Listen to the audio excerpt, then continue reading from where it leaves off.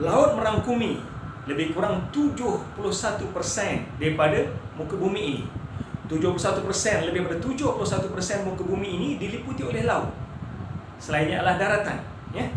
Dan Al-Quran banyak membicarakan tentang laut, bahkan Al-Quran juga membicarakan tentang pelayaran di laut.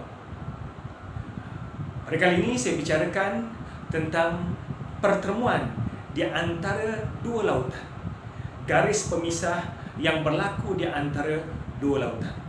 Tuan-tuan sekalian,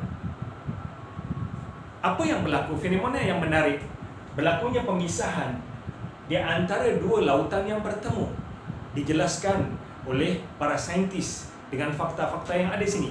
Kalau kita lihat, inilah pertemuan di antara dua laut, ya.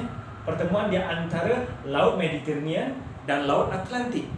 Laut Mediterranean yang ketumpatan garamnya lebih tinggi, berwarna lebih gelap berbanding dengan Laut Atlantik.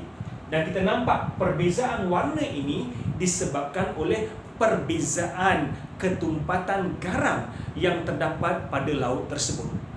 Namun demikian, yang menarik di sini ialah terdapatnya garis pemisah di antara pertemuan di antara lautan ini.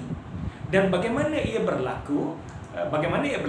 Inilah fenomena ini berlaku di selatan Gibraltar. Kalau kita lihat di terusan Gibraltar ataupun di pertemuan di antara benua Eropah dan juga benua Afrika, di mana pertemuan di antara lautan Atlantik dan lautan Mediterranean. Lautan Mediterranean, ketumpatan garam yang ada pada laut ini adalah lebih pekat berbanding Laut Mediterranean. Apabila ia bertemu, menyebabkan air yang ketumpatan garamnya lebih tinggi akan turun ke bawah. Bahkan pergerakan turun ke bawah ini boleh menjangkau sehingga 1000 meter ataupun 1 kilometer panjang jauhnya. Manakala lautan Atlantik yang ketumpatan garamnya lebih rendah berada di atas, menyebabkan garis pemisah ini jelas berlaku. So, fenomena ini berlaku, pertemuan di antara Laut Mediterranean dan Lautan Atlantik disebabkan ketumpatan garam yang berbeza, warna laut pun berbeza, dan di antara kedua-duanya ada garis pemisah yang memisahkan di antara pertemuan dua lautan ini. Walaupun molekul garam boleh berpindah dari satu air ke satu air, tapi yang jelas ini adalah garis pemisah ini tetap ada, nampak, kelihatan. Subhanallah.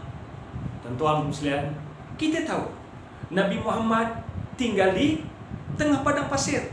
Nabi Muhammad tidak pernah tinggal di tepian pantai. Dan kita tahu Nabi Muhammad tidak pernah berlayar di lautan untuk melihat fenomena ini. Dan fenomena ini juga fenomena yang bukan biasa di kalangan masyarakat Arab ketika itu.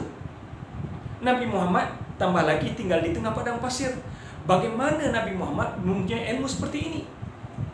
Pastinya ilmu ini datangnya dari Allah SWT yang telah menurunkan Al-Quran kepada Nabi Muhammad SAW, seperti mana yang dijelaskan oleh Al-Quran dalam surah Ar-Rahman ayat yang ke-19 hingga ayat 22, ayat ke-19 hingga ayat yang ke-20, berbunyi marajal bahraini yaltaqiyan bainahuma barzakhul la yabghiyan. Perhatikan ayat ini, marajal bahraini yaltaqiyan bainahuma barzakhul la yabghiyan. Dialah Allah SWT yang membiarkan dua lautan bertemu.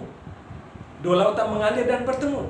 Dan pertemuan di antara kedua lautan ini barzakhun la yabghiyan. Ada garis pemisah yang masing-masing tidak dapat melangkaui antara satu sama lain. Ayat ini menjelaskan bahawa pertemuan di antara dua lautan ini akan wujudnya garis pemisah yang memisahkan di antara kedua-dua aliran air yang bertemu ini. Subhanallah.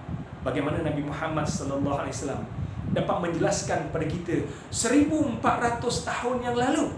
Sedangkan kita tahu Nabi Muhammad SAW tinggal di tengah padang pasir, bukan berada di tepian pantai ataupun selalu berlayar di lautan hingga dapat melihat fenomena ini. Inilah yang Allah SWT jelaskan, wa ma yantiqu 'anil hawa In huwa illa wahyu yuha. Nabi Muhammad tidak bercakap ikut hawa nafsunya, melainkan wahyu daripada Allah Subhanahu wa ta'ala.